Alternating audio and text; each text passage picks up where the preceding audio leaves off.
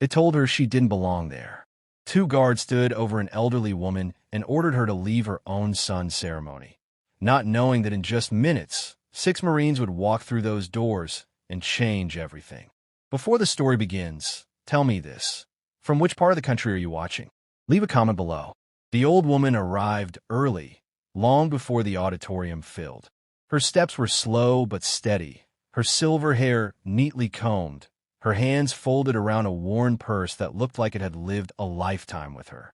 She chose a seat near the front, not because she wanted attention, but because her eyesight wasn't what it used to be, and she didn't want to miss a single moment of her son's ceremony. Today was important. Her son, her baby boy, was being honored after decades of service. She had pressed his uniform the night before, just like she used to when he was young, even though he insisted it wasn't necessary. As the room filled with officials, families, and cameras, she sat quietly, eyes shining with pride, whispering a small prayer under her breath. That's when the tension began. 2 security guards approached her seat, their expressions tight, professional, impatient. One leaned down and spoke in a low voice, telling her this section was reserved. She explained softly that she was there for her son, that he was being honored today. The guards exchanged looks.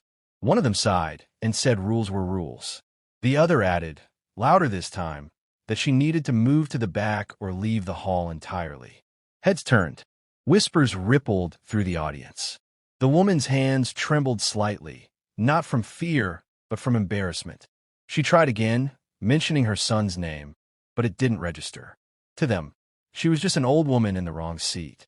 When she didn't stand fast enough, one guard placed a firm hand on the back of her chair and repeated the order.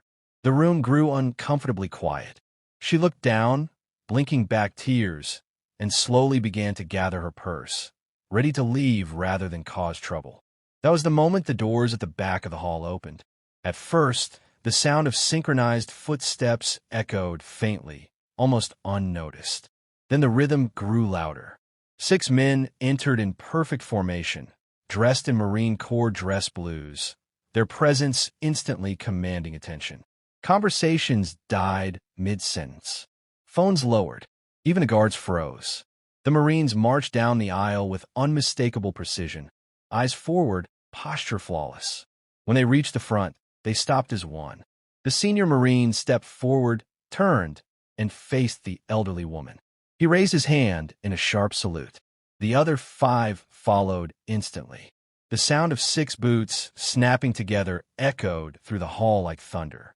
The old woman looked up, startled, confused. The Marine spoke clearly, his voice steady but filled with respect. "Ma'am, we apologize for the misunderstanding. This seat is exactly where you belong."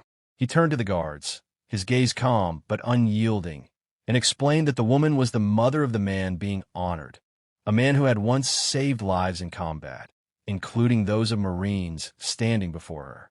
The guards' faces drained of color. One stammered an apology, stepping back immediately. The other removed his hand as if burned. The audience erupted into murmurs, then applause, growing louder by the second. The woman's son emerged from the side of the stage, eyes wide as he took in the scene. When he saw his mother, tears filled his eyes. He walked over, knelt in front of her, and took her hands, whispering, "I told you I'd see you from the stage." She smiled through tears, pride washing away the humiliation she'd felt moments earlier. The ceremony resumed, but the atmosphere had changed completely.